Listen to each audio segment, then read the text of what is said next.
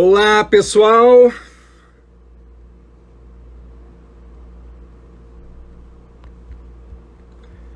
Olá, pessoal. Oi, Paulo.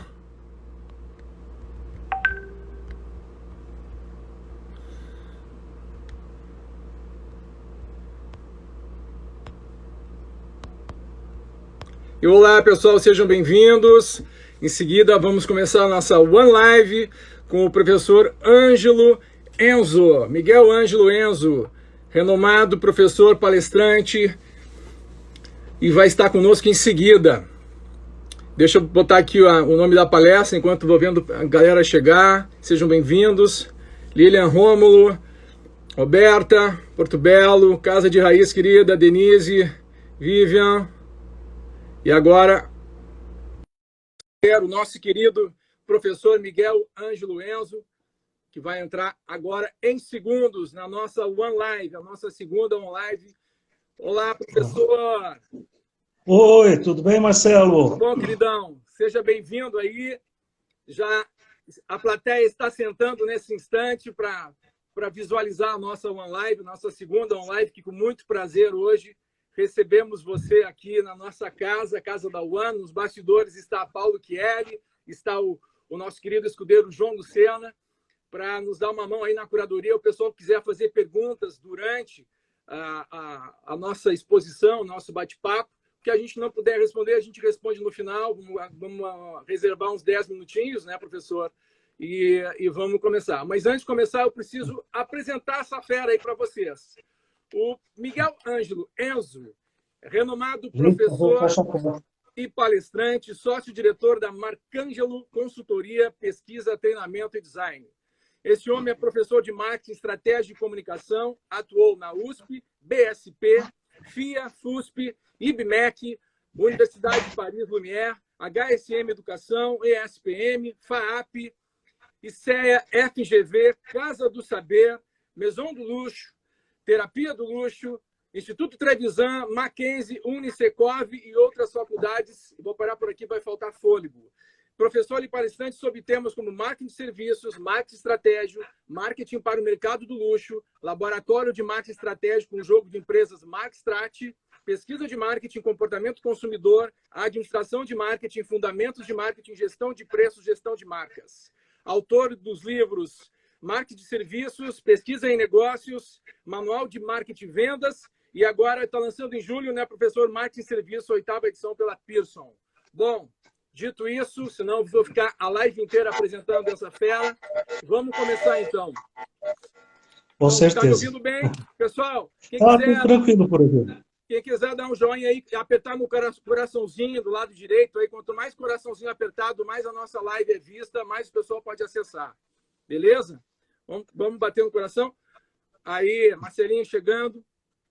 Bom, vamos começar então, professor. Com certeza. Feita a apresentação. A gente sabe que o marketing, por definição, é a arte de criar e entregar valor para satisfazer as necessidades do mercado e do consumidor, né? Avaliando esse momento de pandemia que atingiu toda a cadeia do consumidor, da fábrica ao ponto de venda, do produtor ao consumidor final, de que forma o marketing pode ser um fator determinante para ajudar empresas e pessoas a superar essa crise, professor? Ok. Eu acho que esse é um tema muito bom para a gente começar, né? Porque realmente hoje em dia marketing gira em torno de valor. E valor é uma coisa ainda que não é tão bem compreendida, né? Realmente como funciona e não é tão fácil você criar, né? Hoje no mundo competitivo que a gente está, as empresas para criar valor têm que fazer algo diferente, né? E dos últimos 20 anos para cá, realmente o mundo mudou muito, né? Essa percepção de valor também. A primeira coisa é que valor é uma coisa subjetiva. Cada pessoa enxerga valor diferente na mesma oferta, no mesmo produto. Cada um enxerga aquilo que ele acha que vai valer a pena ou não para ele. E isso é o primeiro ponto, né? Por isso que o marketing hoje é totalmente focado nas pessoas, no consumidor. Porque para cada consumidor ele vai ter uma visão diferente. Outra questão complexa de valor é que valor muda com o tempo. conforme a gente vai aprendendo, né? E hoje a gente tem muita informação, então a gente muda de opinião muito rápido, né? Então, uma coisa que hoje tem valor, amanhã um concorrente lança outra melhor e já não tem aquele mesmo valor. Então, muitas empresas ainda estavam presas naquela ideia, né, que cria um produto, tem o seu valor, põe no mercado e ele vai se manter.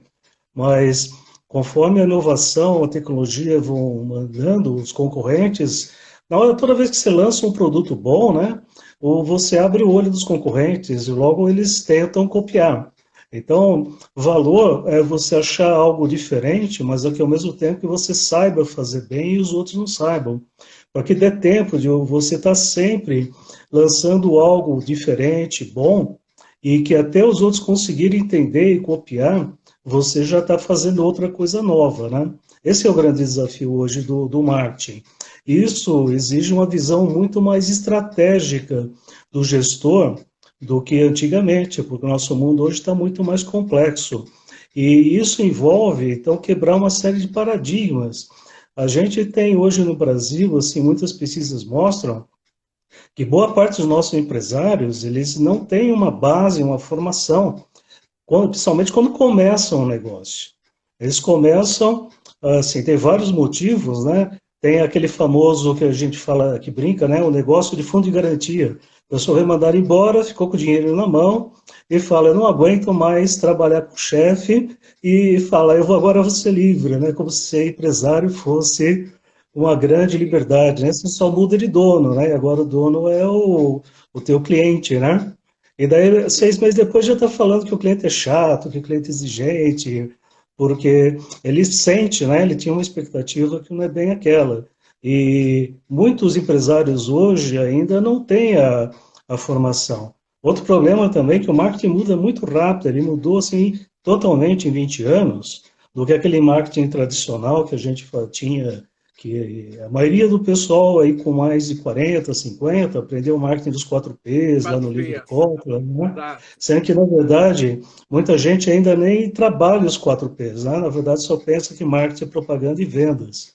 Então, até hoje ainda, você falar de preço como uma coisa de marketing é tabu, o pessoal de finanças não abre mão.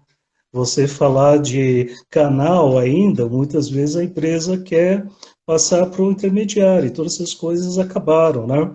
Então Sim. ficou mais complexo. Então, hoje, para você criar valor, é muito mais complicado, assim, tem muita coisa que a gente pode falar em cima disso, né? Porque agora você tem que ter uma visão muito mais estratégica, se planejar melhor, organizar, para conseguir ter algo de valor que seja sustentável, uma vantagem sustentável. Falaste nos 4P, na antiga escola do marketing falava dos 4P, né? Uhum. Price, Place, Sim. Promotion, Produto. Uhum. Agora a gente está falando em 10P, 12Ps, né? E como é que, vamos Uhum. falar um pouquinho disso, como é que a gente consegue Sim. tratar todas essas variantes dos Ps associadas a essa Uhum. pandemia, né? Como é que o gestor, como é que o profissional, o empreendedor consegue aplicar isso com essa Uhum. crise louca que a gente está vivendo hoje? É. Então, na verdade, essas mudanças, elas têm sido já antigas, né, que eu estava comentando, e uma das áreas onde a gente mais sente isso é serviços. Então, serviços foi a primeira área que começou a ampliar os P's. Aqueles serviços, a primeira coisa que você já sabe, né, todo mundo sabe, que você vai depender de pessoas. E pessoas era uma coisa que antes o RH fazia. E o RH não sabe o mercado, né? Ele não sabe o cliente, não sabe o que está acontecendo, ele não se atualiza, esse é o marketing que sabe. Então, o marketing tem que assumir esse papel de também participar de toda a gestão do seu pessoal. Principalmente porque agora o trabalho de marketing está muito mais presente ali no ponto de vendas, né?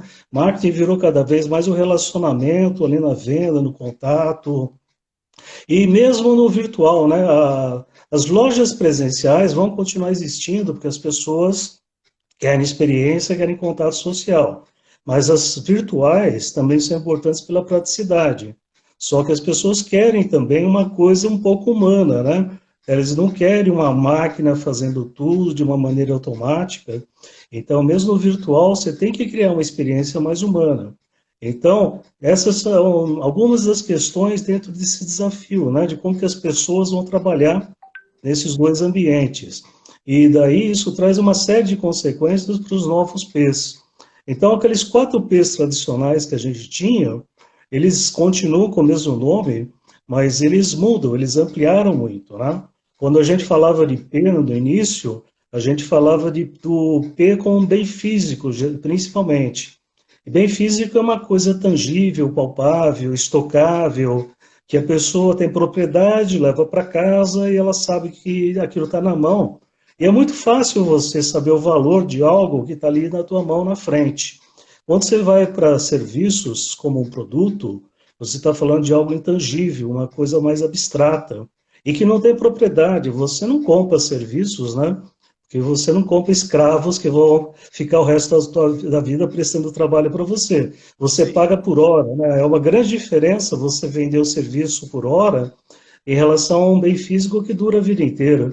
Então, a estratégia de produto já muda.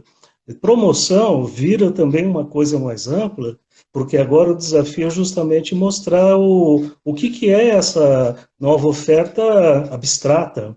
A princípio, quando você fala no serviço, as pessoas imaginam algo genérico, tudo igual. É difícil você mostrar valor, é difícil mostrar diferenciação. Então, você precisa trabalhar muito mais informação através da comunicação para conseguir criar o posicionamento, a identidade e chegar no valor. E também outra coisa é que em serviços, muitas vezes você tem o que a gente chama de coprodução. Serviço é muito comum você fazer junto com o cliente, né? Um cabeleireiro, um dentista, né? Se o dentista falar, abre a boca e não mexe a língua, né? Você sabe que se fizer qualquer coisa errada, não vai dar problema, né? Então, você tem que ser o coprodutor nesse sentido, né? Vai interagindo o tempo todo. O cabeleireiro pergunta, né, que tipo de corte você quer, se está ficando bom e tal. Então, serviços, a pessoa participa. Isso está dentro de uma tendência que a gente tem hoje no mundo, né? As pessoas são mais imperativas, elas querem participar de tudo, inclusive dos produtos e das empresas. Aí o preço muda também, porque o preço está muito ligado com valor, e valor é mais difícil de comunicar. A estratégia de preços também tem que ser dinâmica. Hoje, serviços foi o pioneiro em trabalhar com um apressamento dinâmico, né? Que é você fazer diferentes níveis de serviço e diferentes preços, né? Então, um avião, ele sai do mesmo lugar e chega no mesmo lugar. Vai todo mundo junto. Só que cada um paga um preço diferente. E isso, então, é o valor que o voo tem para cada um, que a empresa consegue cobrar o máximo de cada um que está lá dentro e ganhar mais. Esse é um dos desafios de preço. E o ponto também em serviços, ele agora tem essa questão que eu estava comentando, né, de poder ser virtualizado. É uma vantagem, por um lado, né, porque te abre novas opções. Uma Claro. empresa de serviços, né, você digitaliza muita coisa e manda para o mundo inteiro. Só que o mundo inteiro também manda coisa para você que concorre, né? Então é um Claro. outro nível de concorrência. E no nosso mundo de canal, é o mundo omnichannel, que as Perfeito. pessoas não... Antigamente era um canal só que basicamente você comprava. Agora, a jornada do consumidor passa por vários canais. A empresa tem que dominar esses diversos canais, né?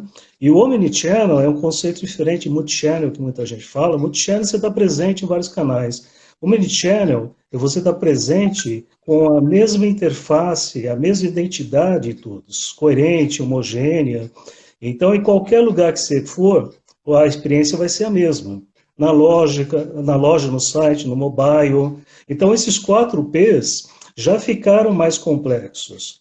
Então, já tem uma mudança em cima daqueles conceitos básicos do Kotler. Aliás, a gente fala do Kotler, mas, para ser justo, na última edição, agora de 17, que saiu em inglês em 17, e agora, esse ano, recentemente lançaram em português, é bem recente, o Kotler já trabalha com 7Ps.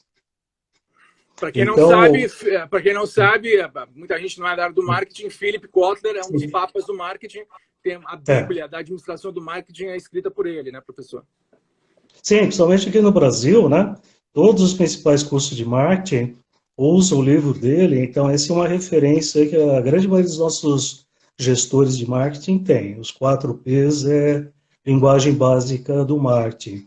E daí ele também já incorporou um P de pessoas, que esse quinto P, e então toda essa parte da gestão.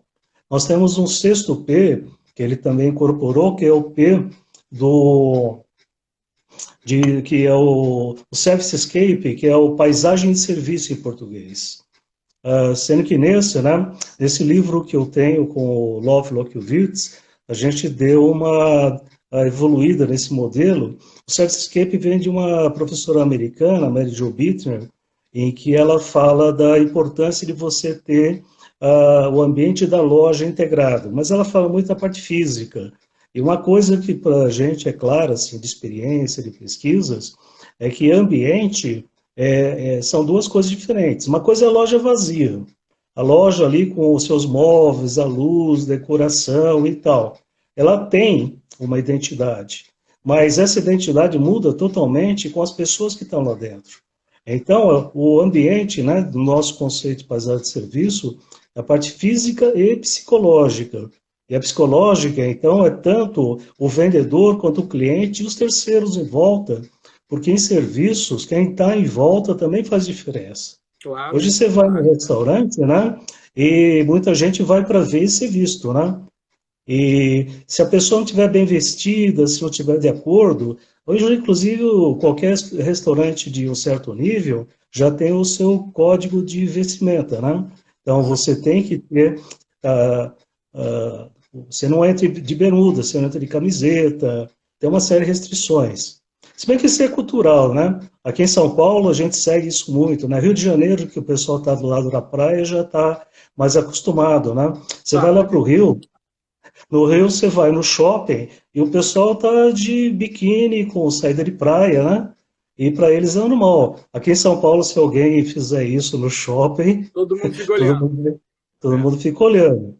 Então, isso também tem esse lado cultural. Então, esse P da paisagem de serviços, e esse o Kotler ainda não trabalhou muito, assim, tem dois, assim, que ele põe o 7, e ele comenta a ideia, mas não no nível que a gente coloca. E Sim. tem o P de processos, que processos são todas a definição de como o serviço é prestado. Processo é fundamental em serviços, porque serviços, se você deixar por conta dos funcionários, cada um faz do seu jeito. E daí o que acontece? Alguns vão fazer melhor, outros vão fazer pior, outros não vão saber como fazer. Quando você define processo, né, você faz manual de procedimentos, você faz as técnicas, faz treinamento, né, fundamental. Aí isso se aplica, a certificação, isso se aplica em processos, né? Sim, o conceito de processos é você organizar. Processos são todas as sequências, né, de como fazer a entrega do serviço. Então, é importante que todo mundo na empresa faça o mesmo processo para entregar a mesma qualidade, o mesmo valor. Porque senão cada um entrega uma coisa e vai gerar valor diferente. E isso é ruim para a empresa, porque daí o cliente não vai ser cliente da empresa, ele vai ser cliente do funcionário. Daquele bom, ele vai lá e sobrecarrega, e os outros ficam ociosos. Então, atrapalha os bons, deixa folgados os outros, né? E cai a produtividade geral. Então, você organizar processo, né? Se, por exemplo, a Armani, né? Eu conheço o pessoal lá, eles têm um manual de mais de 500 páginas de todos os processos que o vendedor precisa conhecer. E ali nesse manual tem não só os processos, mas tem toda a história da Armani e todas as coleções que já foram lançadas. E eles falam, lá o vendedor não fala com o cliente nos primeiros 2 meses. Ele fica lendo o manual, aprendendo, sendo treinado, passa uma série de treinamentos internos, até aprender todos os processos e está pronto. Aí ele vai como trainee, né, para o balcão, acompanhado por um tempo, e daí ganha liberdade, né? Autonomia. Então, você precisa ter isso. As marcas de luxo trabalham muito isso, né? O manual de procedimentos, definição de processos. Então, o P de processos, ele é uma coisa nova dentro de marketing, porque quando você tinha bens físicos, quem cuidava disso era o engenheiro de produção lá na fábrica, para garantir que a qualidade do bem físico, do produto final, era boa. E agora, em serviço, a gente tem um conceito que a gente chama da fábrica de serviços, que é a loja, porque você constrói o serviço ali na hora. Não, o serviço não tem como estocar, né? Você não guarda um corte de cabelo na prateleira para usar quando precisar. Então, a pessoa faz o serviço na hora e ali, então, onde o serviço é construído é a fábrica de serviço, né? Então, o processo e os controles de processo têm que ser feitos na loja. E o supervisor da loja que vai ficar acompanhando o tempo todo para ver quem está, não está seguindo os processos, quem está trabalhando. E se você tem esses processos constantes, né, você entra numa loja da Louis Vuitton aqui em São Paulo, vai ser a mesma experiência ali de Paris, de Tóquio, de Nova York. Se for diferente... Ajudando, fazendo um parênteses aí, colaborando, né, nessa qualificação dos processos e treinamento de equipe, né? A loja do Louis Vuitton de Paris, enfim, a principal loja, recebe cidadãos do mundo inteiro, né? Diversas línguas, enfim, diversas culturas que visitam a loja, e a loja é campeã de venda. E um dos segredinhos da loja, né, professor, é que todos os vendedores chegam 1 hora ou 2 horas antes de abrir, e cada dia 3 ou 4 são trazidos para frente dos colegas para contar a sua melhor experiência do dia anterior e outros 3 ou 4 a sua pior experiência. Isso traz uma motivação cotidiana para a equipe e, ao mesmo tempo, vai reparando os erros do dia a dia. Né? Fantástico isso. Então, não é exatamente.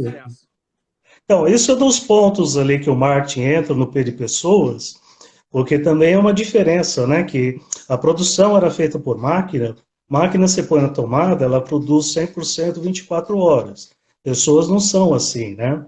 As pessoas funcionam muito em termos de motivação.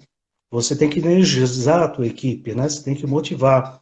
Então, todo esse trabalho de motivação também hoje é parte do marketing. É claro que o marketing já parte do princípio que você tem que buscar, para dar certo, você tem que buscar as pessoas certas. Então, você já faz, justamente com o apoio do RH, o RH te dá todo o suporte para encontrar qual a ferramenta mais adequada, os testes, os tipos de exercício que você pode usar na seleção, para selecionar os melhores candidatos. Mas, dificilmente, você não encontra alguém 100% pronto para a tua empresa. É muito difícil. Muito difícil. Então, você tem que encontrar gente que tem potencial e treinar. E mesmo que você encontre, em 2 anos, ele fica desatualizado. Depois de um tempo, o mercado muda, o comportamento, a exigência, né, do mundo de hoje é muito rápido. Então, o treinamento contínuo é fundamental para toda empresa. Principalmente, além de dar esse treinamento, né, que seja diário, que seja constante, reter esse funcionário, né? Fazer dele uma parte da história da empresa, que quanto mais gente, mais tempo de casa e cada vez mais aprendendo a contar a história da marca, vestindo a camiseta da marca, enfim, se integrando com o público, com a marca, muito melhor para a empresa e para o consumidor. No luxo já é uma ideia bem clara, né? Você precisa ter gente que gosta muito da marca, que veste a camisa, porque só esse pessoal... Porque também existe, né, uma ilusão grande, né? Trabalhar no luxo, né? Eu vou estar ali com as celebridades, eu vou estar usando as roupas, e vendedor de luxo não é nada disso, né? Até eu brinco nos meus cursos, né, para o pessoal, vocês querem entrar no luxo, né? Vocês estão achando que o quê? Que agora vocês vão para ele de caras, que vocês vão estar aí com as celebridades? Não é nada disso. Vocês vão carregar caixote, repor estoque, vocês vão pegar 30 vestidos diferentes que a cliente experimentou e não gostou nenhum, e botar tudo de volta no pacote, tem que estar bonitinho, você tem um monte de cuidados, né? Outra coisa também importante, né? Muita gente entra no luxo, mas acha que é superior ao cliente, também é um problema sério, que acaba dando os problemas na hora de atendimento.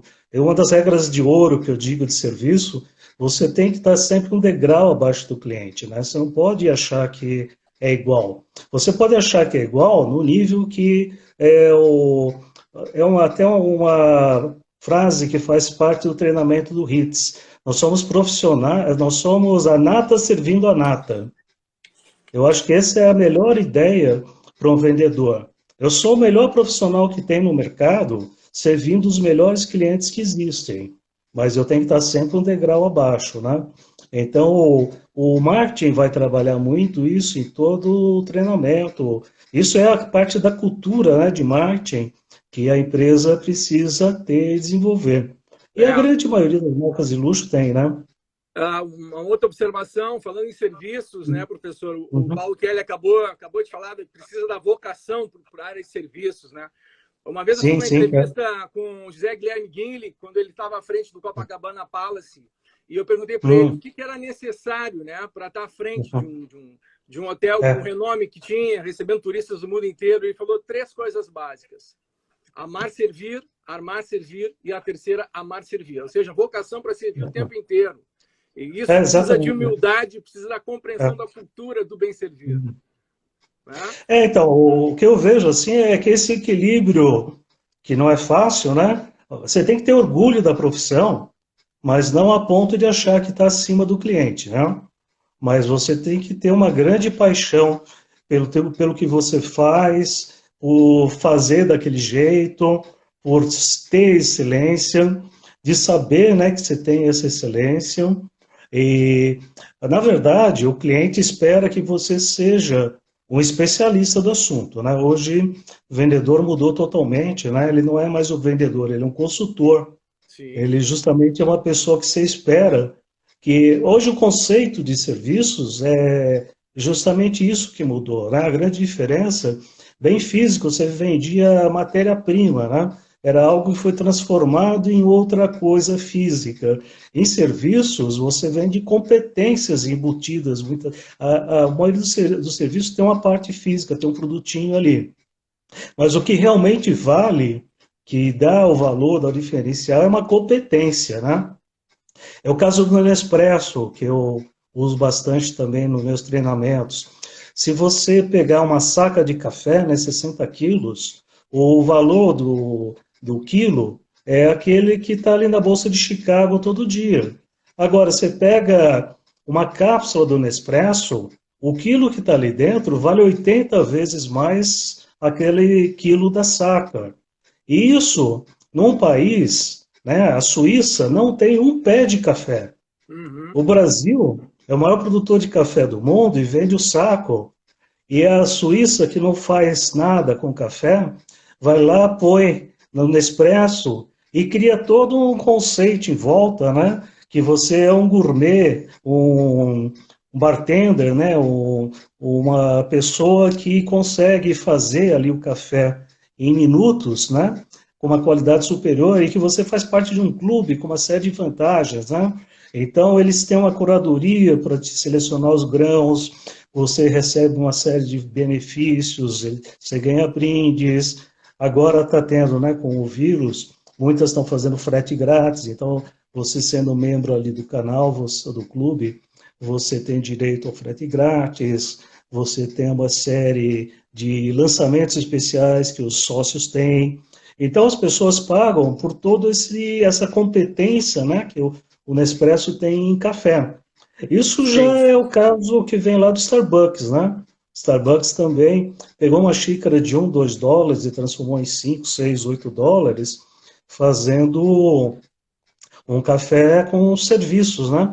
Totalmente. Era a terceira casa da pessoa, né? A primeira era a casa, o segundo escritório e o terceiro ambiente era o Starbucks. Então não era só um café, né? Era todo um ambiente novo em que você é recebido. Você não precisa nem tomar o café, né? Você pode sentar lá, usar o Wi-Fi, bater papo, ninguém vai te pôr para fora, né? Na realidade, o Starbucks, principalmente nos Estados Unidos, ele se tornou um home office externo, que todo mundo vai lá para acessar o seu trabalho e, por acaso, vai tomar um bom café, algum acompanhamento. Faz parte da experiência. Que nem as livrarias, né? Você vai na Livraria Cultura, por exemplo, tem uma área grande ali que você pode pegar um livro da estante, sentar, começar a ler, tem um café ali do lado, você pega um cafezinho, um docinho, um salgadinho, né? Você passa uma tarde ali, pode combinar com os amigos, ou faz amizade com outras pessoas. É um bom motivo para puxar conversa, né, com alguém do lado. Que livro você está Sim, lendo? O sim, que você está achando? sim. Professor, aproveitando esse gancho de como criar Sim. experiências, né, de como surpreender o Uhum. cliente, eu volto, Sim. né? Transportando para a Aham, nossa realidade aqui no Brasil, principalmente agora dentro dessa crise econômica, aham, desse cenário de pandemia, né? Que não tem como deixar de pensar nisso, e a gente tentar encontrar soluções para isso. O Washington uhum, Oliveto, nosso querido mago publicitário, falou há pouco tempo que não é hora mais de vender produtos, a hora agora é de prestar uhum, serviços, né? Bom, então, mais uhum, do que nunca, as empresas, importa o tamanho, tem que surpreender o seu cliente, humanizar essa relação, né? É um momento sim, de realmente trazer a verdade, humanizar essa relação. uhum, Como é que a gente pode transportar esses modelos, desde o mercado de luxo, uhum, ou modelos que estão acontecendo? O que tu pode narrar para a gente, trazendo realmente casos para ser aplicado aqui uhum, para o pequeno empresário, para o profissional liberal, né? O gestor do seu pequeno negócio? Como é que o que a gente pode dizer como um alento uhum. para que seja implementado agora a partir dessa crise aí? Então, isso está dentro de um cenário, né, que é o seguinte: quando você tinha antigamente um mercado fácil de conquistar, que era só lançar um produto que todo mundo comprava, as empresas criaram uma estratégia, uma cultura de marketing, né, um paradigma que a gente chamava de marketing de conquista, que era só lançar produtos e conquistar o mais rápido possível os clientes, porque os clientes estavam todos aí, ninguém tinha o produto, todo mundo precisando de uma coisa diferente. Você fazia qualquer coisa, você lançava aquele celular, aquele tijolão de meio quilo, né? E as pessoas pagavam US$ 3.000 por ele, né? Esse mundo acabou, né? Então agora, cliente é muito caro você conquistar, inverteu totalmente. Então hoje é mais barato você manter quem você tem do que conquistar clientes novos. E tem uma série de vantagens, né, de clientes antigos, porque com o tempo eles vão ganhando confiança, eles vão consumindo mais, eles vão fazendo boca a boca.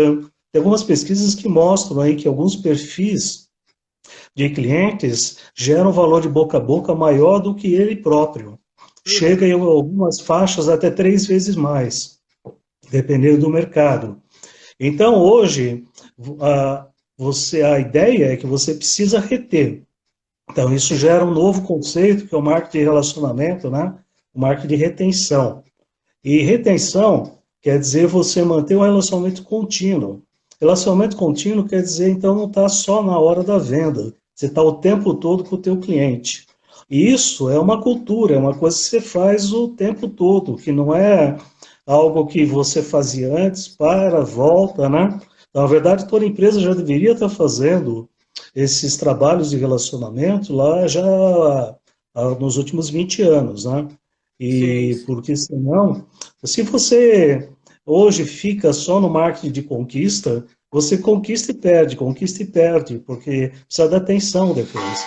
Então, essa mesma sim. atenção, né, hoje é um momento fundamental para as empresas provarem que elas realmente querem relacionamentos, que elas não estão preocupadas só em conquista e venda, né? E o que é Sim. relacionamento? É estar ali sempre junto, né? Conversando, apoiando, ajudando. E nesse período que não vende, as empresas que somem, o consumidor vai falar, tá vendo? Era interesseiro. Quando estava dando dinheiro, ele estava aqui do meu lado, dando presentinho, brinde e tal. Agora que eu não compro nada, me largou.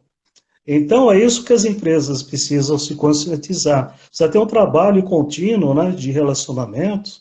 E o que algumas empresas que trabalham nesse conceito estão fazendo, né? Elas estão Claro. fazendo uma série de ações que são ações principalmente gratuitas, né? Mas mesmo pagas, contanto que o cliente enxergue valor, né? Eu tenho visto aí as duas coisas. E as duas coisas são feitas de forma boa e ruim. Tem live boa de graça e também tem live ruim de graça, né? Que Porra, não está bem feita. muitas. Não tá... Então, provavelmente tem gente que não tem tanta experiência e está apanhando aí, então não está conseguindo fazer. E tem lives pagas também. Tem lives pagas bem interessantes nesse momento. Agora, tem algumas que você tem que tomar muito cuidado para não ficar passar a ideia que você está sendo um explorador, né? Tempo atrás, por exemplo, teve uma marca que lançou uma máscara por R$ 140, logo no começo sim, da epidemia. E pegou sim, sim, extremamente mal, né? sim, Porque sim. ficou aquela coisa, né? Agora todo mundo vai usar máscara, jogaram o preço lá em cima. Sim, sim, essa marca foi a Osklen. A Osklen, Sim, né? é. O É. Oscar Mensalva foi Uhum. muito criticado por isso e uma parte Exato. da É. renda ia ser para uma comunidade carente, mas calcularam e viram que ia lucrar muito com essa É, ação sim. e pegou muito mal, pegou muito mal. Eu É. quero aproveitar, vou te interromper, professor, e já vou Sim. juntar aqui duas, três questões que nós tínhamos preparado Ah, sim. que vão ao Até que nós encontro já do que a gente estamos está com tratando. 35, né? Vão ao encontro do que a gente está tratando. Por exemplo, É, é, passou rápido. assim, o que, que a gente, né, a gente falou já de como tornar uma marca relevante, mas assim, Ah, esse momento a gente pode dizer que a ética definitivamente chegou para implementar ações que o cliente perceba como real e verdadeira, marcas que uhum, promovam de fato ações de sustentabilidade, campanhas de conscientização contra o preconceito racial, né? Isso a gente está uhum, vendo subliminamente, mas está uhum, acontecendo cada vez mais isso, as empresas se comprometendo com isso, sobre uhum. discriminação de sexo, credo, cor, ou seja, acabou a era do discurso vazio, faz de conta que eu faço, não tem mais espaço para isso, né? É, já faz tempo, né, que isso mudou, porque justamente dentro dessa evolução do marketing, né, uma das coisas centrais são as pessoas. Tanto as pessoas dentro quanto fora da empresa. Então, as pessoas dentro da empresa têm que ser valorizadas, têm que ser treinadas, motivadas, né? Hoje, as pessoas têm uma visão diferente da empresa, né? Se eles não sentem que a empresa tem uma visão, visão, tem uma visão de futuro, né? Visão estratégica e uma missão bem clara, e essa visão tem que estar muito voltada para a sociedade também, né? A missão é você, basicamente, é dizer por que você existe, né, para a sociedade. E a visão é o que você espera estar fazendo para a sociedade em um dia. Então, as duas coisas estão ligadas, né? Os teus funcionários precisam entender isso e colocar isso nas estratégias. E os clientes também, em graus diferentes, exigem mais ou menos isso, né? As pessoas são diferentes, o mercado é segmentado, e alguns são mais sensíveis a essas questões, outros menos. Então também você tem que ouvir muito a empresa, os clientes, né? Por isso que é fundamental você ter essa comunicação nos dois sentidos, né? Tá sempre em contato com o cliente, esse relacionamento, sentindo o pulso, né, do mercado. Então, Sim, hoje, você cuidar desse relacionamento das suas pessoas é fundamental. Tem vários estudos aí que mostram, inclusive tem um muito interessante, que ele fala que essa interação entre o funcionário e os clientes é um ciclo, e ele pode ser virtuoso ou vicioso. Quando a empresa consegue motivar os funcionários, eles trabalham contentes, aumenta a produtividade e eles entregam melhor qualidade. E com isso, os clientes também ficam com serviços melhores, ficam mais satisfeitos, eles pagam mais, aumenta a rentabilidade da empresa. O empresário fica contente, né, que está entrando dinheiro, e ele investe mais também nos seus funcionários. E isso aumenta de novo a felicidade, né, dos funcionários, eles trabalham mais felizes ainda e eu entrego coisas ainda melhores. Então, esse é o ciclo virtuoso, né, da entrega da qualidade. E o vicioso é o contrário. Quando a empresa fala, funcionário não é tão importante, está cheio de gente precisando de emprego, não está contente, vai embora que eu ponho outro no lugar, né? E não valoriza o funcionário trabalha descontente, a qualidade vai caindo. Quando ele trabalha descontente, o cliente fica insatisfeito e vai embora. E ele briga com o sim, cliente, com o funcionário. E o funcionário fica frustrado. E tudo isso baixa a moral do funcionário, ele entrega serviço pior. Os outros clientes que ainda ficaram vão embora também. Em alguns anos a empresa desaparece, porque são duas espirais, né? Só que uma para cima e outra para baixo. sim, Então, sim. é fundamental você trabalhar esses dois, né, para ter essa sinergia, para que você consiga crescer, né, e evitar que essa espiral te leve para baixo, né? Sim. São forças muito poderosas e elas acabam, levantam uma empresa em poucos anos. Professor, até o Paulo Kelly acabou de fazer um comentário, show me that you know me, né? Mostre que Sim, você é. me conhece, né? É. Realmente, até que ponto a empresa deve investir, de fato, para conhecer o seu cliente, né? Uhum. Detalhes da vida do cliente, como proceder, como Uhum. abordar esse cliente. E aproveito isso. O que se tem hoje de pesquisa de neuromarketing, né? Para avaliar Uhum. esse comportamento e poder saber um pouco mais do consumidor? O que nós temos hoje no Brasil, principalmente, de pesquisa de Uhum. neuromarketing? É, essa parte de avaliar o cliente é fundamental, né? E até daquela sequência que a gente estava dos P's, né? Tem o oitavo P, que era o P da produtividade, a gente pode falar até um pouco daqui a pouco, mas depois tem outros dois P's que são até a parte, que são estratégicos. Então, na verdade, eles devem vir lá no começo, que é justamente público-alvo e posicionamento. Público-alvo é você ter uma definição muito clara daquele perfil, né? Hoje um conceito que é muito interessante é o da persona. Você definir, persona é um personagem fictício, mas representa o teu consumidor médio dentro de um segmento específico. Então, você tem que conhecer essa pessoa profundamente. Para conhecer profundamente, você tem que usar todas as ferramentas possíveis de pesquisa, né? Para ir obtendo informações. E as ferramentas envolvem desde leitura, de fazer cursos, de você, como gestor, também estar buscando informações o tempo todo. É importante que você tenha as suas fontes de referência, né?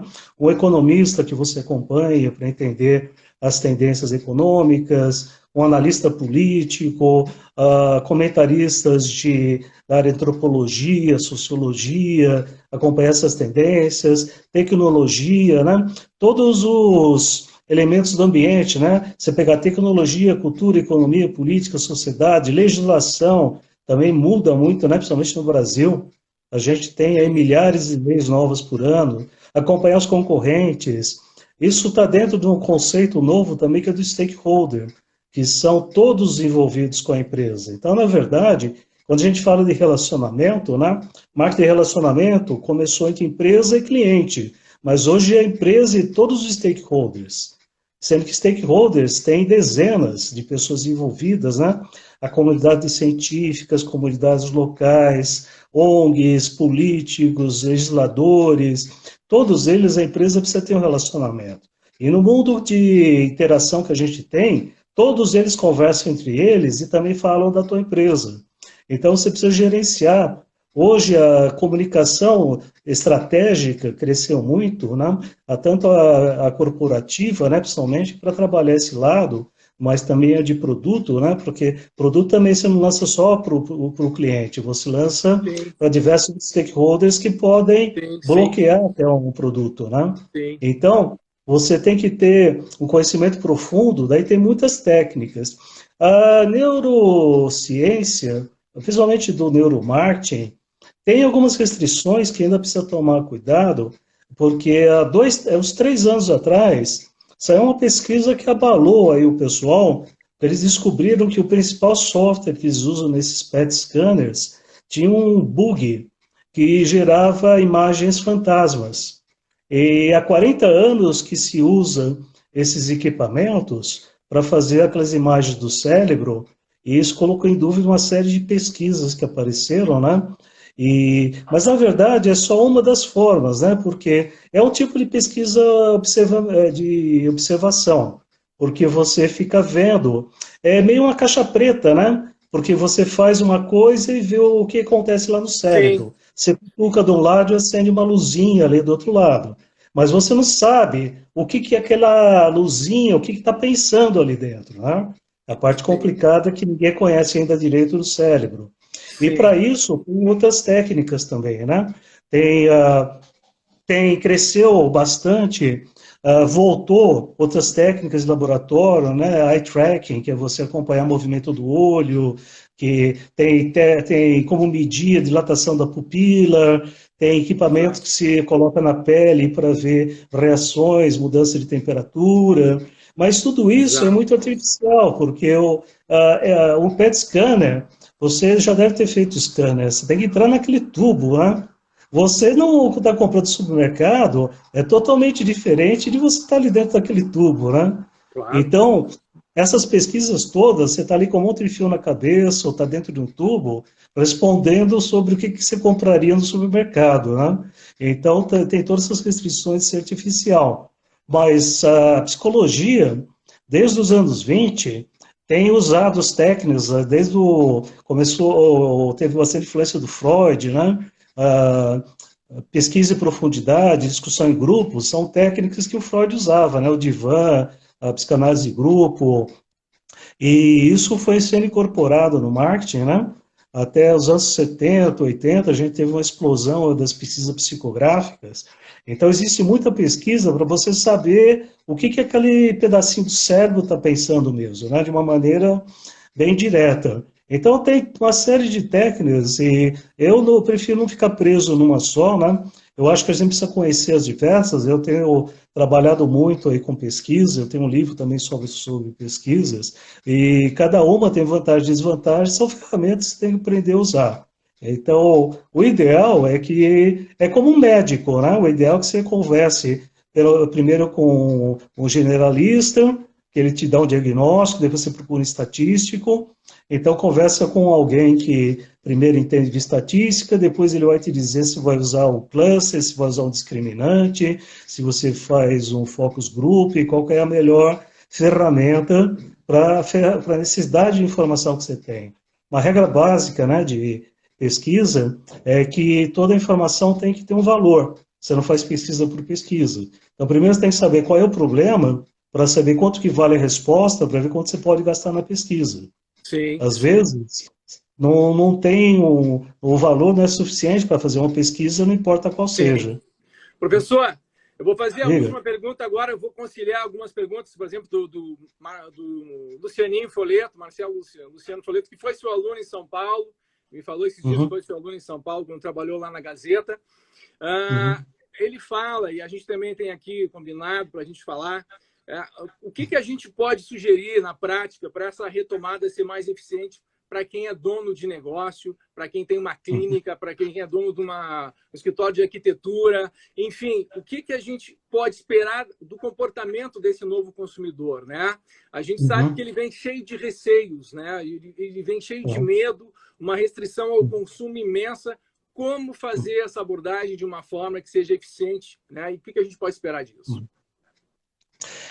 Vamos partir do princípio que a gente está falando de uma empresa que tem uma certa estratégia, uma certa base, que seguiu aquela regra de ter pelo menos os 2 meses de fluxo de caixa, né, em estoque, para poder sobreviver numa época de crise que nem agora. Então, é ter paciência, em primeiro lugar, e manter esse relacionamento com os clientes. Trabalhar ali um nível mais baixo, né, para alguns serviços, dá para você trabalhar o delivery, né? Restaurantes, por exemplo, tem casos de restaurante tá faturando 3 vezes mais hoje com delivery do que faturava no salão, porque o delivery realmente funcionou para eles. Mas é muita questão de você conseguir transferir a experiência que você tem ali no salão para o delivery, né? Então, envolve... Eu vou dar um exemplo, interrompendo, Sim. um exemplo de um restaurante tradicionalíssimo aqui no Rio Grande do Sul, que é o Barranco, aqui de Porto Alegre, que está sofrendo Sim. horrores, porque é um lugar quase um cartão postal, né, que utiliza da sua estrutura física para receber, para servir o churrasco e tal, e ele não consegue transportar isso para o delivery. Ele está sentindo muito essa recessão. Sim, né? Então, o Fasano, por exemplo, eles fizeram um negócio interessante, porque eles estão fazendo o café da manhã na casa dos clientes. Então, vai um garçom deles na casa, numa van, né, com a roupa apropriada, a máscara, a luva, ele vai, serve todo o café, se afasta, a família toma todo o café sossegada, ele recolhe tudo e leva embora, né? Então, eles levam a experiência. Eu já soube que outros restaurantes estão fazendo isso, mesmo sem ser de luxo, eles estão aproveitando os garçons, porque daí é uma forma de você manter a experiência. Aquele garçom que você estava acostumado a ver ali no restaurante, ele vai até a tua casa, às vezes ele só entrega, né? Agora, por exemplo, delivery. Quem está ganhando muito dinheiro na iFood, Uber Eats, porque eles aproveitaram que muita gente não tinha estrutura, foi pego de surpresa, Então, ou pega o Uber Eats ou vai ficar apanhando para montar o seu. Mas aqueles que já tinham uma estrutura, né, eles estão usando essa estrutura e estão ampliando com o próprio garçom. Assim ele não perde o garçom, e o garçom vai até aqueles clientes mais frequentes e eles entregam, eles conversam na entrega. E diz que está sendo uma aceitação muito boa. O pessoal falou: "Ô Zé, você por aqui, que legal, né? Bom te ver, estava com saudades. Eu ia sempre lá no restaurante, estava sentindo falta de ir lá." E aí Aham. bate o papo, né? Então ele vai à experiência, né? Mas você tem que levar de uma maneira toda estruturada, né? As pessoas vão querer garantia de saúde, né, em primeiro lugar. Então, tem que estar tudo bem esterilizado, álcool disponível. Outro ponto importante, né, não dá para levar tudo que o restaurante faz. Você tem que encontrar os produtos que viajam bem. Aqueles que não pode dar uma mexidinha que já desanda, que sai, vira, fica de ponta cabeça, né? Até porque, somente se for Com depender certeza. do iFood, os motoboys viram de ponta cabeça Nossa, mesmo, né? nossa, concordo. Então, você tem que selecionar porções que vão encaixar bem na família, na necessidade, com aqueles pratos que você tem uma embalagem que mantém ela quente, na posição certa, ou produtos que não desmancham, né? Batata frita, por exemplo, não tem tanta sensibilidade. Então, hoje, o que dá para você tentar fazer é isso, é tentar manter essa experiência através de algum canal virtual. Então, eu como professor já estou dando várias aulas dos MBAs e outros treinamentos online, né, como o pessoal está fazendo. Ainda não é a mesma coisa.